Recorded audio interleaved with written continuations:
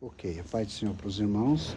Vamos ler a palavra de Deus em Mateus capítulo 13. Vamos falar aqui sobre a parábola do semeador. E tendo saído de casa naquele dia, estando assentado junto ao mar, ajuntou-se muita gente ao pé dele. De sorte que, entrando num barco, assentou-se, e toda a multidão estava em pé na praia. E falou-lhes de muitas coisas por parábola, dizendo: Eis que um semeador saiu a semear. E quando semeavam, a parte da semente caiu ao pé do caminho, ou à beira do caminho. Vieram as aves do céu e comeram-na. Essa aqui é a primeira terra, viu? Outra parte caiu em solo pedregoso, onde não havia terra bastante, logo nasceu, porque não tinha terra profunda. Mas vindo o sol, queimou e secou-se, porque não tinha raiz. Outra caiu entre os espinhos, e os espinhos cresceram e sufocaram-na. Outra caiu em boa terra e deu fruto. A um deu 100 por 1, a outro 60 por 1, a outro 30 por 1. Quem tem ouvidos para ouvir, que ouça. Essa é a mensagem. Quando o Senhor Jesus, depois ele vai explicar essa parábola aqui, e ele vai falar exatamente o que é realmente que ele está dizendo. E nós precisamos ter entendimento, antes até de orar, de ensinar. Eu quero fazer uma oração para que esta palavra alcance a boa terra nesta noite. A gente não pode sair daqui do mesmo modo como nós chegamos aqui. A gente saiu de casa, deixou de estar em casa para poder ter hoje, esta noite, um momento com Deus. E a gente precisa sair daqui ministrados em nome de Jesus. Pai, em nome do Senhor Jesus, eu quero me apresentar a Ti em oração, acreditando que o Senhor é poderoso, bastante capaz para fazer esta semente cair na boa terra, onde eu tenho por certo que tanto as pessoas que aqui se encontram, quanto as que vão ouvir esta palavra depois por gravação, elas possam se enquadrar no Teu propósito e ser essa terra que produz a 100 por 1, a 60 por 1 e a 30 por 1, em nome de Jesus, para a glória de Deus. Amém. Quando a gente entende isso aqui, Jesus ele sempre foi acompanhado de uma multidão extraordinária. A presença de Jesus, ela gerava um impacto na vida das pessoas. Ou gerava um impacto a nível de fazer milagre, de operar uma cura, de operar. Eu sempre prego, porque às vezes as pessoas elas não entendem bem o que a Bíblia está dizendo. Nós temos na Bíblia os dons do Espírito. Nós temos lá a palavra da sabedoria, palavra da ciência, dom de fé, dons de curar, operação de maravilha, dom de profecia, o discernimento de espírito, a variedade de língua e interpretação das línguas. Aqui são 9 dons. E quando a Bíblia fala de dons de curar, fala no plural e fala também operação de maravilhas. Qual a diferença dos dons de curar para a operação de maravilhas? Toda vez que houver milagre e tiver cura, é dom de curar. Toda vez que tiver milagre e não tiver cura, é maravilha. Quer ver um exemplo? Jesus pega 5 pães e 2 peixes e alimenta uma multidão de 5.000 homens, sem contar nem mulher nem menino. Isso é maravilha. Teve milagre, mas não teve cura. Jesus chega na tempestade no mar da Galileia e diz: acalma-te vento, aquieta-te mar, e houve grande bonança. Isso é maravilha, porque teve milagre, mas não teve cura. Mas toda vez que tiver cura, tiver milagre, tiver cura, é dom de curar. Por isso, tem os dons de curar e operação de maravilha. Mas como o assunto de hoje não é dons do Espírito Santo, que eu já falei especificamente sobre os dons, sobre o fruto, então hoje eu quero falar aqui destas terras. Então o Senhor Jesus, é só a gente pegar o texto aqui, a gente observa como que está escrito. Então Jesus, saindo de casa, naquele dia, estava sentado junto ao mar. Onde ele estava sentado, ele sai de casa e senta junto ao mar. E ajuntou-se muita gente ao pé dele, o próximo dele, de sorte que, entrando num barco, assentou-se e toda a multidão estava em pé na praia. Por que Jesus entra num barco? Para não ser comprimido pela multidão. Era muita gente. Então ele afasta um pouquinho e consegue falar para a multidão sem ter tumulto. E aí o Senhor Jesus, ele começa a falar a parábola do semeador. Um semeador saiu a semear e parte da semente caiu à beira do caminho. Essa beira do caminho, na explicação da parábola, é o tipo de terra que nunca vai ter produção. E, aliás, o Senhor Jesus nem estava falando de terra. Estava falando de gente. Essa gente, beira do caminho, o diabo nunca vai deixá-la ouvir a palavra. Lá na explicação, ele diz que as aves é o diabo. Que quando a pessoa escuta a palavra, ele vem e arrebata a palavra da mente da pessoa e não a deixa ouvir. Jesus falou isso. Só que ele falou, mas não é só isso. Vai ter também o solo pedregoso. A semente cai, por causa da terra ser rasa, não ser profunda, o sol aquece a rocha e essa semente ela tem uma alteração genética. Ela nasce rápido, porém não dá tempo de ter raízes e vem o calor e queima e mata essa planta. Esse é o outro tipo de terra.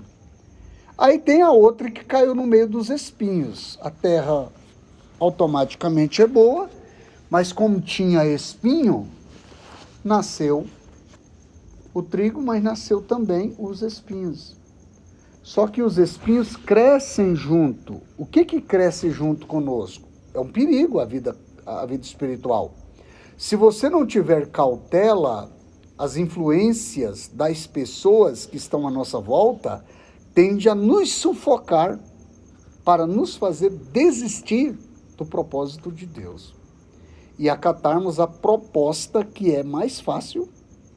A proposta ela é viável, ela é muito viável para nós, mas o propósito ele soa desconfortável. Por quê?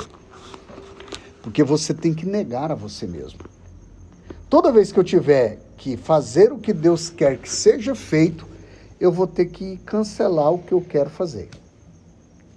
E nessa hora de negar a si mesmo, tomar a sua cruz e seguir a Jesus, esse é o momento das encruzilhadas da vida espiritual.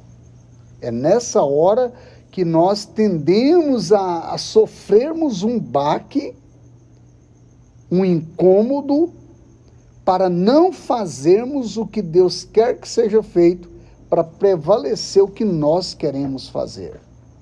Isso é muito devastador, porque a oração do Pai Nosso, veja o quanto que a vida espiritual ela parece ser uma lei da semeadora. Não sei se vocês estão entendendo o que eu estou tentando passar aqui. Jesus ele faz a oração do Pai Nosso e diz: Pai Nosso que estás no céu, santificado seja o teu nome. Venha a nós o teu reino. Através de quem? Do próprio Cristo. Seja feita a tua vontade, assim na terra como no céu. É normal no céu a vontade de Deus ser atendida. Mas e na terra é normal? Não, não é. Naturalmente não é. Para fazermos a vontade de Deus, a gente vai ter que enfrentar o desconforto de negar a nós mesmos.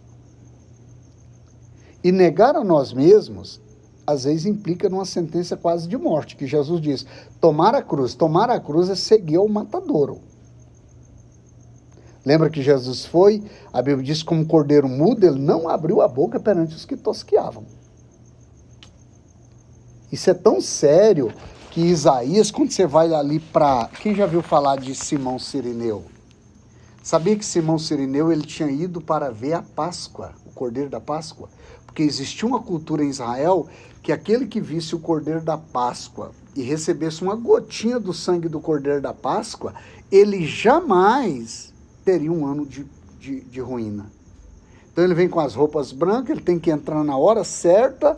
Enquanto ele está no portão para entrar, vem alguém empurrando Jesus e ele cai com a cruz e o soldado olha para ele, ei, você, vem aqui, ajuda a carregar a cruz. Não era um pedido, era uma ordem. Ele agora vai pegar, primeiro, ele suja as roupas. Segundo, ele passa do horário. Então ele agora não pode mais entrar lá. O cordeiro, ele era selecionado e na hora de imolar, se ele berrasse, tinha que ter outro cordeiro, que ele não podia ser um cordeiro rebelde. Ele representava o Cristo que morreria sem fazer barulho. Então ali, o que eles teriam que fazer? Eles tinham que ter cordeiros reservas.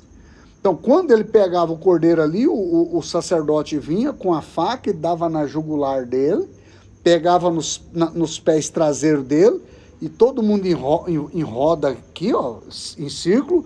Ele pegava nos quartos traseiros e dava um 360 graus, onde pegasse aquela gota do sangue na roupa de alguém, aquela roupa branca, eles levavam como um troféu para casa, disse, esse ano vai ser ano de bênção. Só que quando Jesus termina tudo, ele termina de ajudar Jesus, já tinha sido sacrificado o Cordeiro da Páscoa. E então, Cirineu, ele volta para casa triste, preocupado. Por que ele está preocupado? Porque para ele teria perdido a grande oportunidade da vida dele. Aí ele tem 2 filhos, a Bíblia chama de Rufo, Alexandre e Rufo. Um deles era Nasser. O que é o Nasser? É alguém que se tornou um doutor da lei com competência a nível de Salomão, de Moisés. Tá entendendo? Então, quando ele volta para casa, que ele chega em casa, alguém pergunta, pai, o senhor viu o cordeiro? Ele falou, não vi. Mas por que o senhor não viu? O senhor não foi para ver? Fui, mas não pude. Porque quando eu saí descendo ali, tinha um homem caindo nas mãos dos salteadores. E enquanto ele estava caindo, eu fui obrigado a socorrê-lo, mas o que mais me impressionou, que as pessoas falavam mal dele, mas quando pisava no sangue dele, era curada. E todo mundo acusava ele, mas ele estava calado. Ele falou, não, então o senhor, vem aqui, como cordeiro mudo, foi levado perante os seus tosqueadores, não abriu a sua boca. Mas sabe o que era pior? É que quando alguém que falava mal dele pisava no sangue dele, era curado de qualquer enfermidade. Ele disse, espera aí, pelas suas pisaduras fomos sarados. Aí ele olha para o pai e fala assim, o senhor viu o Cordeiro da Páscoa. Ele é o verdadeiro Cordeiro. O senhor não perdeu tempo. O senhor viu o Cordeiro. Essas são histórias que elas são pouco contadas, porque quando você tem noção do que o texto está propondo, você vai entender que Cristo é mais do que um cordeiro de Páscoa. Ele é a resposta que a humanidade precisava. Ele é tudo o que nós precisamos para o nosso elevo espiritual. Ele é quem foi levantado para a nossa cura e redenção. É alguém que foi escolhido por Deus como cordeiro vicário. E sabem o que é cordeiro vicário? É alguém que nos substituiu. Eu jamais poderia chegar para Deus e falar assim: Deus, eu negocio, eu compro a minha liberdade. Eu quero pagar por ela. Porque o escravo, ele não pode comprar a sua liberdade. Mas Jesus entrou lá para comprar a nossa liberdade. Sabe o que é interessante? Eu vou falar isso aqui e o Espírito Santo testifica isso essa noite. Lá no Éden, quando Adão pecou e ele fez roupas de veste de peles para si, a Bíblia diz que naquele momento ali, Deus vai lá e mata um cordeiro e veste o homem de cordeiro, lá no Éden. Na cruz, o cordeiro veste-se de homem. A Bíblia diz que o Verbo se fez carne e habitou entre nós. E aqui a gente percebe ele gritando e bradando, dizendo uma palavra grega, tetelestai. Tá tudo bem? E naquele momento ali, a gente percebe, tetelestai quer dizer, está pago, está feito, está consumado. Sabe por quê? Sabe, às vezes eu fico pensando, qual foi a moeda que o Senhor Deus, o Senhor Jesus usou para nos comprar da mão de Satanás? O próprio sangue dele. Por que o diabo não pode usar essa moeda? Aliás, ele tem pavor dela. Eu acho que é Isaías, deixa eu só conferir para, não sei se é 52:4. Isaías 52. Só conferir. Acho que nós estamos famosos. Acho que é para vocês esse foguete aí, porque acho que é 53, 52, 4. 52, 4. Assim diz. 5, 3. 52, 3. Porque assim diz o Senhor, por nada foste vendidos, também sem dinheiro sereis resgatados. Cara, isso aqui para mim é o ápice. O que o diabo deu para Eva, para Adão, para poder levá-los à perda, à ruína, ao pecado? Nada. Satanás estava de olho em Eva ou em Adão? Em Adão. E por que ele investiu na Eva? Vamos imaginar. Irmão, é só a gente pensar de forma lógica. Lá na inocência, eles estavam como? Nus. Imagina a mulher da vida dele chegando com fruto para ele, falar, come. Na situação que está. Quem era o alvo? Adão era o alvo. Porque ele era um cabeça de raça. Alguém teria que dominá-lo. E o inimigo domina a mulher e a mulher domina Adão. É tanto que Paulo, quando ele escreveu, ele disse assim, Adão não foi enganado, Eva foi enganada. Isso é claro. E aí, você sabe o que mais chama atenção? Adão cai. Deus, quando vai falar, ele não falou, Eva, por quê? Cadê você? Não. Eu prego uma mensagem intitulada As 4 Perguntas de Deus ao Homem.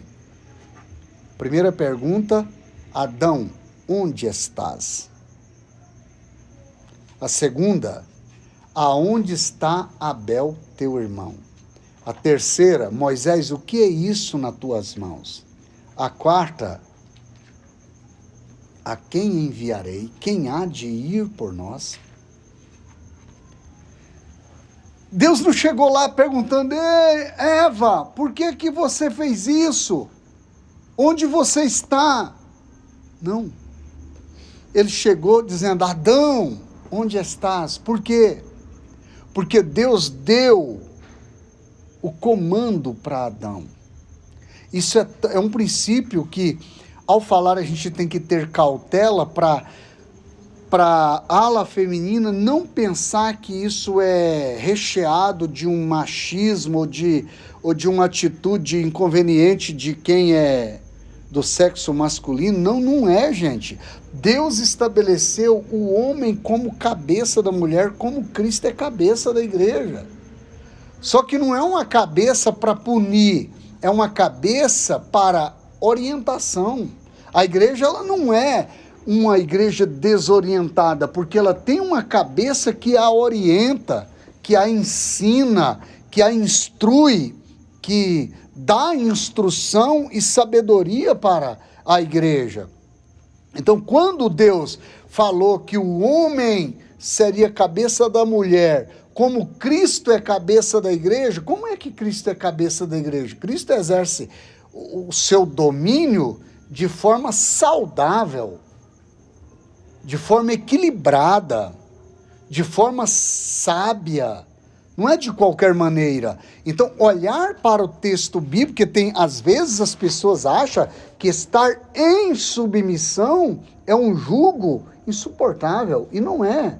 Assim como não é um jugo insuportável estar em submissão a Deus, pois a palavra de Deus, ela requer que estejamos sob o comando, debaixo do comando, sob as ordens de Deus.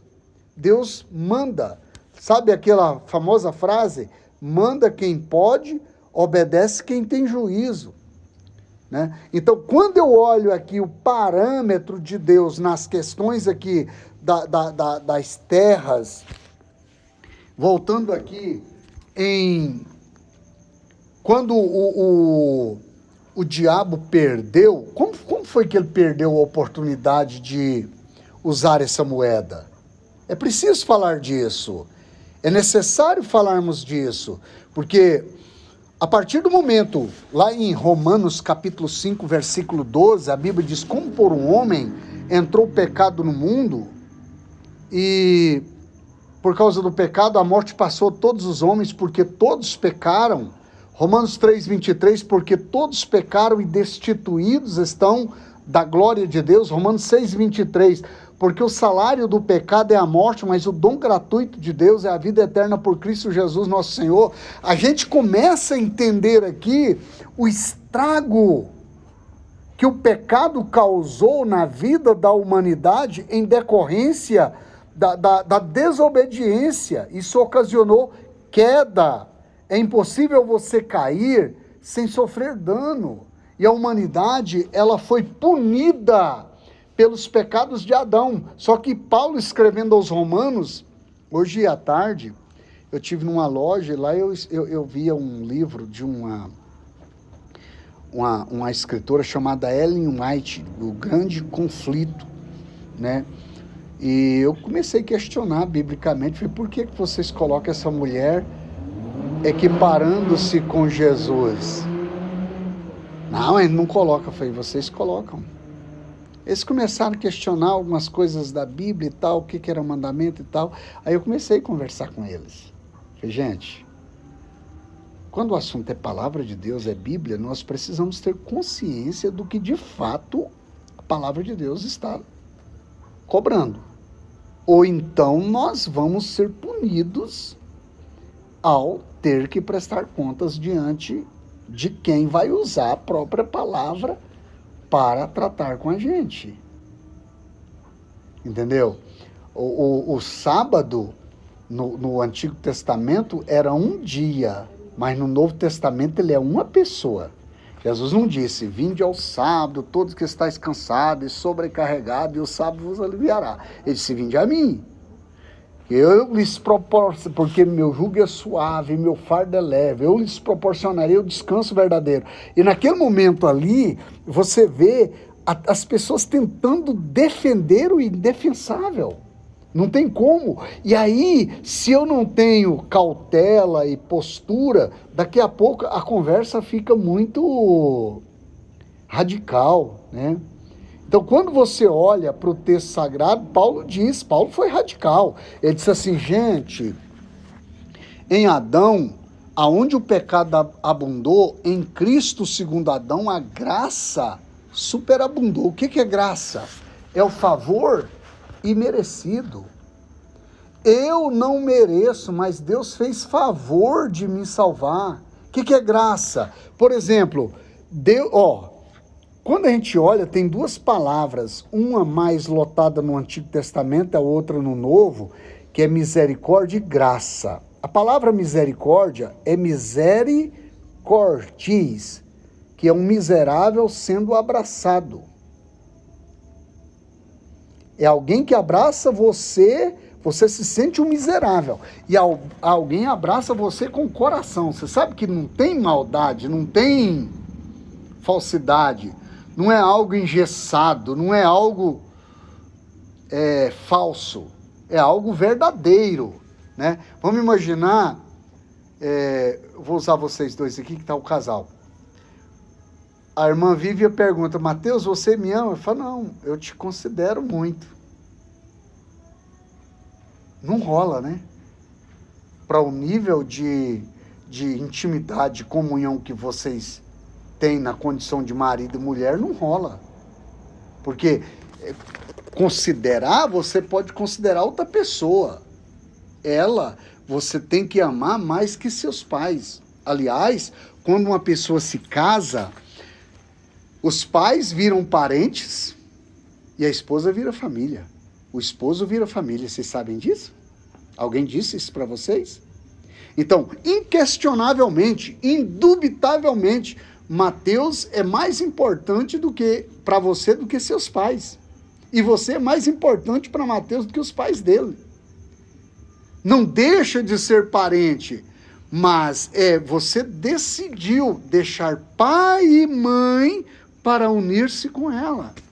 Isso é uma escolha. E todo mundo que mete a colher de pau pelo meio sai com a cara quebrada. Não dá certo, não rola. E aí, sabe o que acontece? Quando uma pessoa casa e de verdade ela está unida uma com a outra, é um ambiente que o lar de vocês pode ser o mais humilde que for, mas é um ambiente mais seguro para vocês. Não tem outra. Você pode ir na casa da pessoa que você mais ama, fora o seu casamento, mas você com 2, 3 dias está pronto para voltar para o seu lugar. Por quê? Porque é o seu lar, é o seu ambiente, é o seu quartel-general. Então, quando uma pessoa tem sabedoria, eu costumo dizer que se você não tem sabedoria, você joga a água da bacia fora com o neném dentro. Então, antes de jogar a água, é prudente que recorra-se a criança, se os valores de verdade estão na bacia, né? Então, quando eu olho aqui, nós percebemos o quê? O inimigo, aonde foi que o diabo perdeu a oportunidade de usar a moeda? Vocês sabem? A Bíblia disse, por nada foste vendido, sem dinheiro sereis resgatado. Quando foi que o diabo perdeu? O pecado deu ao diabo autorização para matar quem tivesse pecado, qualquer um. Ele nunca poderia ter atentado contra a vida de quem não tinha pecado, que era Jesus. E hoje eu falei isso lá para o pessoal com quem eu estava conversando, eu disse para eles assim, falei, gente, a Bíblia diz que aqueles que fizerem as obras da lei, por elas viverá. Ele falou, pois é, então por que nós não guardamos sábado? Eu falei, porque ninguém deu conta, só Jesus deu. Aí eu pergunto para eles assim, por que Jesus morreu? Ele morreu para nos salvar, e por que ele ressuscitou? Não sei. Eu falei, você não sabe por quê? Porque você não lê Bíblia. Jesus ressuscitou pela seguinte maneira, porque ele cumpriu a lei, ele não tinha pecado. E a morte não foi capaz de detê-lo morto. E ele veio dando sinais desde o começo, que quando Jesus chega lá, na filha de Jairo, e diz, Talita cumi, menina, te digo, levanta, e ela levanta, ele entrega aos pais, a morte já fica ressabiada. Eu falei, eu tenho certeza que eu matei essa menina. E ele só chamou ela pelo nome. Lá tá indo... Ah, não, a menina só estava desmaiada. Então deixa quieto. Por que Jesus chegou lá e falou, a menina dorme? Porque toda vez que Jesus estava morto, eu falei, não, morto não. Ela estava desmaiada. Estava em coma, mas morta não estava. Aí Jesus chegou lá e disse, a menina dorme. Aí alguém falou, será que o senhor acha que a gente não sabe quando a pessoa morreu? Guarda essa palavra. Sai todo mundo da sala. Vocês que não creem em milagre, não podem vivenciar o milagre. Vai, vaza. Mandou sair todo mundo e Jesus agora entra para fazer o milagre. Chega lá só diz, Talita cumi. Menina, te digo, levanta-te e entrega com vida aos pais. Ah, não, a menina estava desmaiada. Beleza, então vamos lá para o filho da viúva de Naim. Estava indo para o cemitério. Ninguém vai sepultar alguém desmaiado, né? Jesus toca no esquife aí não tem nada a ver com instrumento de música, viu? É a maca onde se conduziu o morto. E para, e quando toca o menino levanta. E ele devolve o filho vivo e acaba com o funeral. A presença de Jesus tem poder para acabar com o funeral. Aleluia. Isso é algo glorioso. Ah, não, mas ele não estava morto. Aí Jesus fala assim, então vamos deixar o Lázaro. Aí Lázaro adoece, Jesus fala, não, vamos deixar passar uns dias aí. 4 dias. Os judeus só acreditavam que alguém podia ficar desmaiado 3 dias. Ele falou, então deixa 4. Quando completa 4 dias, Jesus chega, que já tinha sepultado. Lázaro, vem para fora. Sabe, eu prego uma mensagem, eu acho interessante isso aqui, eu queria frisar. Por que Jesus foi na casa de Maria, não foi no cemitério e nem falou lá de onde ele estava? Lázaro, sai para fora. Ele ia sair do mesmo jeito. Ele foi na casa de Marta e Maria primeiro. Por quê? O que vocês acham? Gente, isso aqui é de uma profundidade bíblica tão grande. Jesus precisava, antes de ressuscitar Lázaro, ressuscitar Marta e Maria, que estavam decepcionadas com Jesus. Porque Jesus demorou a vir na casa delas. Quando Jesus chega, Marta diz, se tu estivesse aqui, meu irmão não teria morrido. Como quem disse, a tua presença embarga até a morte. Beleza. Maria fala a mesma coisa. Jesus, não, teu irmão vai ressuscitar, eu sei, mas na ressurreição do último dia, não, mas eu tenho dito que se creres, verás a glória de Deus. Você não vê para crer, você crê para ver. E ali naquele momento, onde pusesse? Não, Jesus, já é de 4 dias, já cheira mal. Jesus chega lá, vamos lá ver. Manda tirar a pedra. Não, já cheira mal. Por que Jesus não tirou a pedra? Ele podia falar, pedra, sai. E ela sairia. Jesus nunca fará por mim, nem por você, nem por ninguém, aquilo que a gente mesmo pode fazer. Eles podiam tirar a pedra, sim ou não? Foram eles que colocaram. Tiraram a pedra, aí Jesus, Lázaro, vem para fora. Era um labirinto. Ele vem enrolado num lençol, todo enfaixado. Imagina a aeróbica que foi para aquele cara caminhar todo engessado com aquilo ali. Mas ele veio. Só que na hora que chegou, já viu aquelas pessoas que estão vendo o milagre e elas não se contêm, elas ficam meio que cristalizadas ao ponto de não ter a condição de falar, vamos tirar a faixa e deixar o cara aí. Ninguém tinha essa iniciativa. Jesus falou, desamarrai-o e deixai-o ir. Também não desenrolou a faixa. Quem tinha que desenrolar era eles. Foram eles que enrolaram.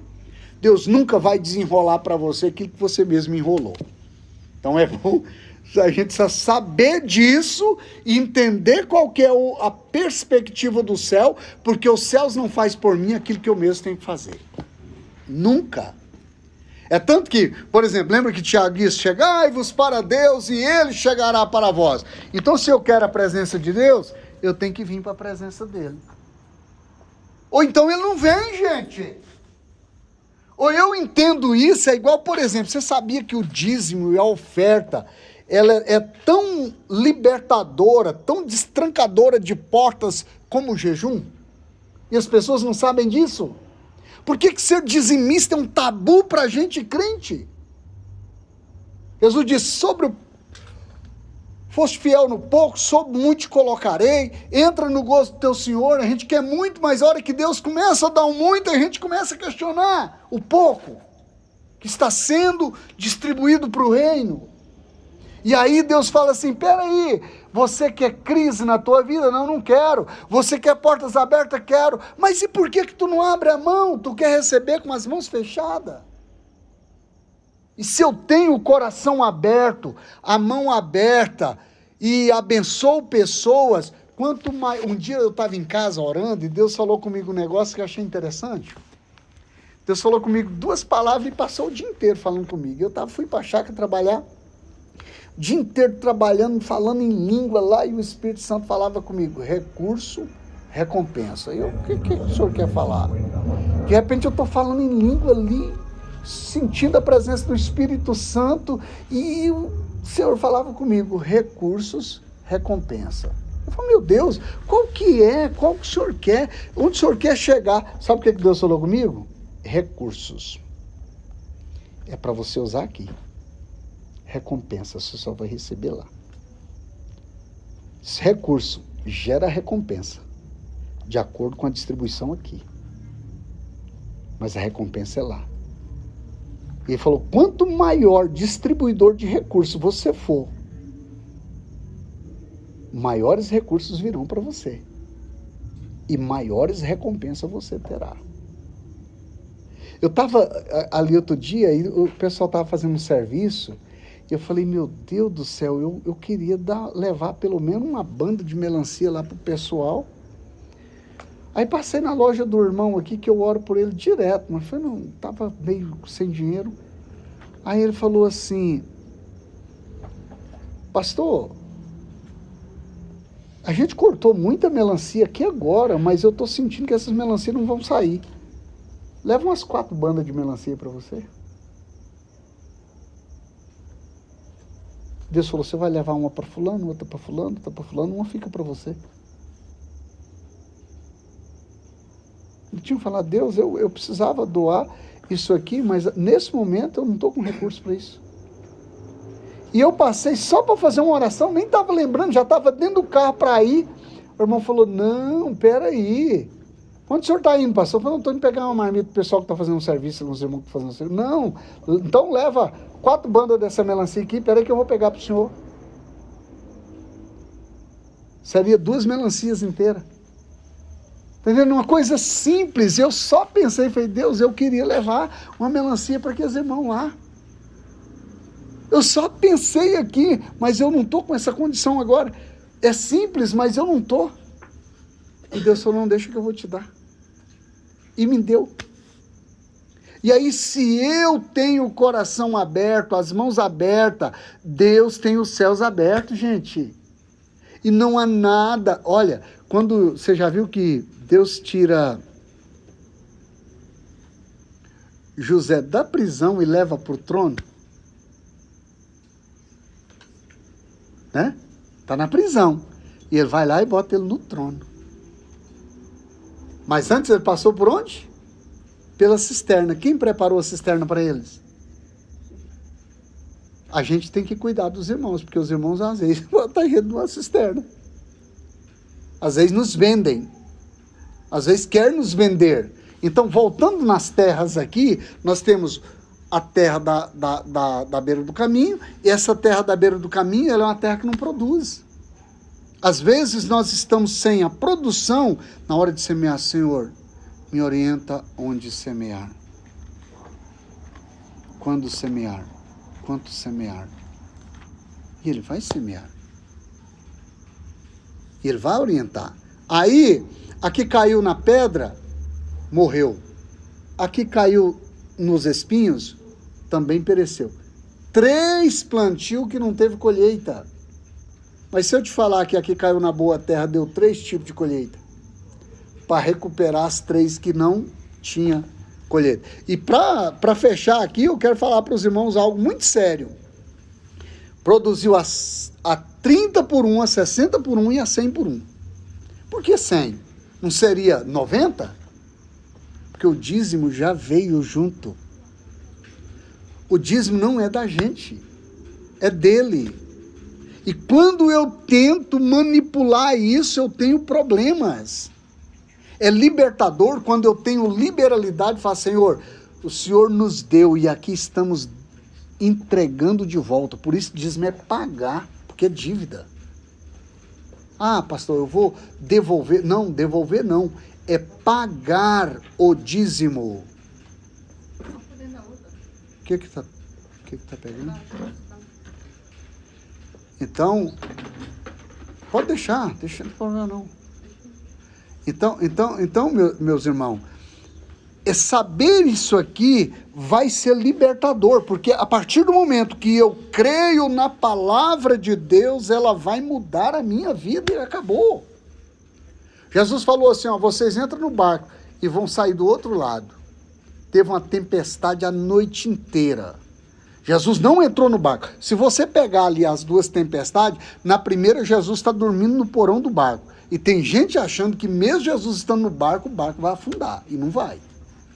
E agora, Jesus, não se te dá que pereçamos. Aqui está dizendo que ele também perecia. Ele não vai afundar. Jesus levanta calmamente, diz, aquieta-te vento, acalma-te mar, aquieta-te vento. Houve grande bonança, até aquele barulho de ondas batendo zerou. Por que zerou? Porque Jesus deu a ordem. Só que depois a Bíblia diz que na segunda tempestade, Jesus os obriga a entrar no barco e ele mesmo não entra. O que é a lição? Na primeira, Jesus está junto com eles. Uma coisa é enfrentar o mar com Jesus no barco, fisicamente, presente. A outra coisa é enfrentá-lo quando ele subir para o céu. Nós estamos aqui. A presença dele é espiritual. Mas eu creio que lá da montanha ele está dizendo, eu vou andar nesse mar com você, por você. E eu vou vencer essas tempestades por você. As ondas podem ser procelosas, o mar pode ser revolto, o seu barquinho pode estar à deriva sob um tempestuoso mar encapelado. Mas eu sou com você, eu te ajudo, eu te seguro na mão e eu te faço vencedor. E para aumentar, no fim da jornada, ele se enxerga uma pessoa andando sobre as águas. Ninguém nunca tinha visto. Aí não é um fantasma. Gente, não confunda Jesus com um fantasma. Às vezes a nossa vitória, ela vem com cara de derrota. Sabe aquele momento que você deu testemunho e a dor aumentou? O problema agravou? A crise aumentou? Ah, meu Deus, eu dei testemunho. Pode confiar, Deus está no comando, Ele está no controle, Ele está comandando tudo, vai dar tudo certo, já deu tudo certo. E aí você sabe o que acontece? Pedro fala assim, Jesus diz, sou eu, não tem mais aqui é não tenhais medo. Aí Pedro, é o Senhor mesmo? Sim. Então manda que eu desça do barco e vá caminhando sobre as águas ao teu encontro. Diz, desce. E Pedro andou, desceu. Começou a andar, falou, uau, que negócio legal é esse?